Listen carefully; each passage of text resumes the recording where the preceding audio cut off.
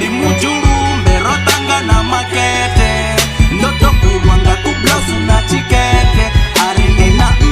zibima na zibenze tina mutu okurungwa ndikare limujulumbe rotanga na makete ndoto kulwanga kublosu na chikete arine na zibima na zibenze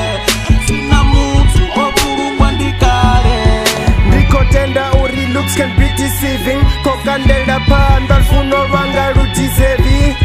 you wechira enelaya chato dombona yo chaya oiwana una auti ondi chisa mia bana chati bana ndabatanga ndando mtibaza kamyanga bakomangara chabonara ufi unga bere mwena muwanga mnamela onobonesa paipiza baya ufira na plambara ka competition ya shipa oiwananga vapanda ndichirin kodom cheka sokoru dombona later madindiko unazwe aita tiko korwa rufuno dangerous supira butungu hanowa donetanga uzama sokose ya chitanama kopombandisa emiko humbulanga inwi matina limujulumbe rotanga na makete ndoto kulwanga kublosu na chikete arini na zibima na zibenze tina mutu okurungwa ndikare limujulumbe rotanga na makete ndoto kulwanga kublosu na chikete arini na zibima na zibenze tina mutu okurungwa ndikare matombonisha ya ndima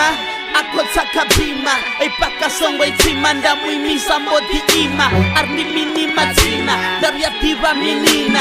chamumbula tina maratonga ndiamutiva okay ambodila arlaini tamajita ar inindiani diva asi inulawo imba okay ndarindifara arshapwa zvikotina ketina mpafonu ngorinotina chipinga zvinopera mwedzi rina tsvinga rikovhana uvo mpadzipima nadzipenzi ndiko kanda potopfanga vatu mene yawe iko mpanda ori hana mene veni ngava ndikohlanya dunia wendiandadzula peke namaduva chita zvinendafuna upere nachikuta maperoni ya mwedzi uvori nditeyotuwa kandi yehayani nditododova ndavuya limujulumbe rotanga na makete ndoto kulwanga kublosu na chikete arini na zibima na zibenze tina mutu okurungwa ndikare limujulumbe rotanga na makete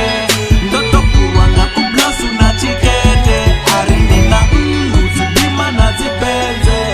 tina mutu okurungwa ndikare limujulumbe rotanga na makete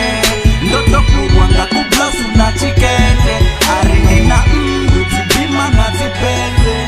tina mutu okurungwa ndikare limujulumbe rotanga na makete ndoto kulwanga kublosu na kuket arini na zibima na zibenze tina mutu okurungwa